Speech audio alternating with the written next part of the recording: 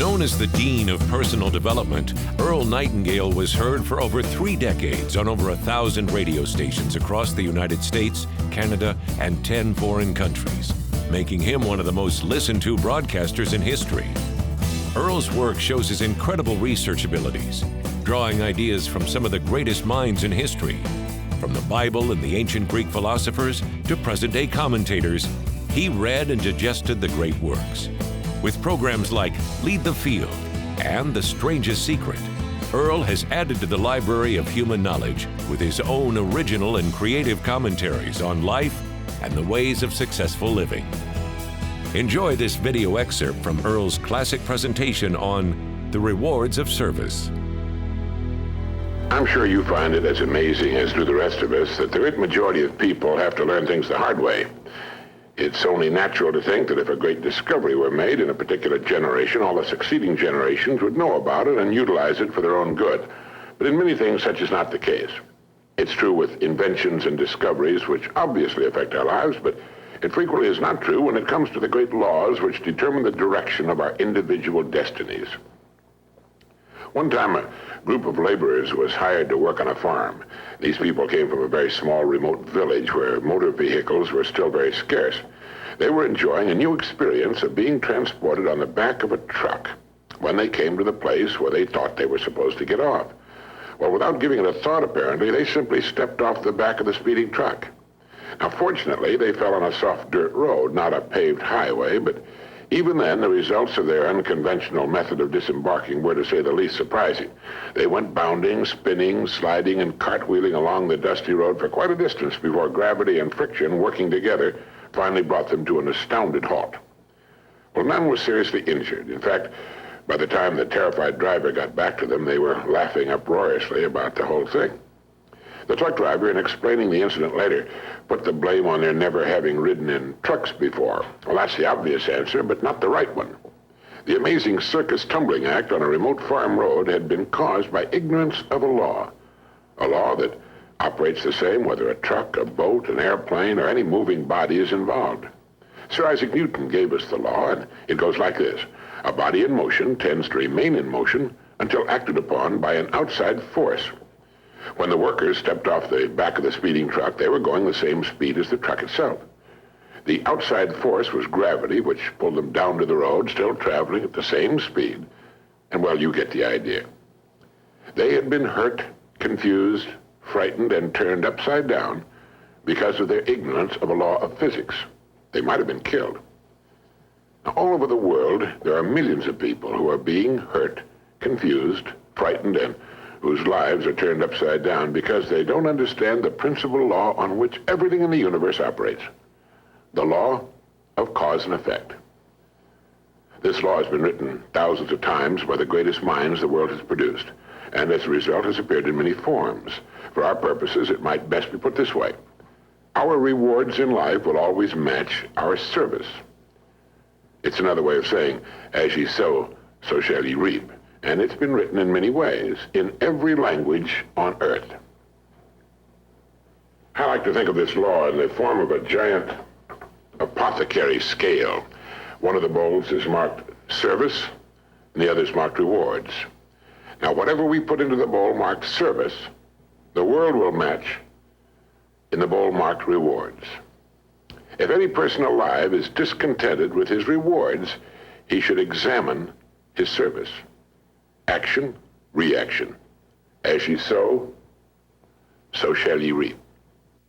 What you put in will determine what you must get back in return. So simple, so basic, so true, and yet so misunderstood. If a business is not expanding to the quick and exciting tempo of the times, it must examine its contribution, its service. If a person is unhappy with his income, he must examine and reevaluate his service. Never before in the history of the world have human beings been so interdependent. It's as impossible to live without serving others as it would be to live if others were not constantly serving us. And this is good. The more closely knit this interdependence becomes, the greater will be human achievement. We all seek rewards, and we should understand that rewards come in two forms: tangible and intangible. That is, rewards include the money we earn, the home we buy, the car we drive, the clothes we wear, and they also include the way we feel, our happiness, our peace of mind, our inner satisfaction, the people we meet and enjoy. But remember this, whatever it is you seek in the form of rewards, you must first earn in the form of service to others. All attempts to abrogate, to sidestep this law will end in failure, frustration, and if maintained long enough, ultimate demoralization. We can see this frustration on every side. We can see it in the tense, strained, and nervous faces, in the mountains of tranquilizers which are consumed every day. And we can also see it in the slack, bovine-like faces of those who have found the whole thing too complicated and have simply given up, surrendered to the push and pull of circumstances. How much of this do you suppose is due to misunderstanding or ignorance of this simple and wonderful law of nature? It's my belief that a great deal can be traced to this cause. Now, do you understand this law, fully understand it, intellectually and emotionally? If you do, you can chart a wonderful course through life. Just as the field worker stepped off a speeding truck, just as a child will put its fingers in the way of a closing door, just as a speeding driver discovers he's not going to make the curve, how many times have you been confounded because you acted contrary to the rules, not just the rules of man, but the rules of nature? How many times have you been in the position of the man who sat in front of the empty fireplace and said, "Give me heat, and then I'll give you some wood"? People seem to be divided into those who understand that the wood must be put in before they can expect warmth, and those who feel they should get warmth whether they put anything in or not, or who feel they should get maximum heat from too small a supply of wood. A man's discontent can be said to be represented by the distance between what he has and what he wants. Once he's achieved that which he wants, the odds are good that he'll want still more, for that's the way of people, and that's good. That's a healthy sign. Constructive discontent is what gives us our continuing upward spiral of civilization. So do this if you haven't already. Determine what it is you want. Look objectively at the place in which you now find yourself. Consider the distance separating you from your goal, and determine ways of increasing your service so you will build a bridge across it. This puts thinking and creative activity into living. It also assures us that our goals can be achieved by individual effort. A person's world can be compared to a plot of ground. It exists, it's there. It has inherent within itself an amazing potential, and it's prepared to react to man's every action. In fact, it must. Now, whatever your job happens to be, think of it for a moment as this plot of ground. Planting the plot is only the first step. We are given the plot, and that's all we should be given. It's what we do with it that will determine its degree of greatness and success.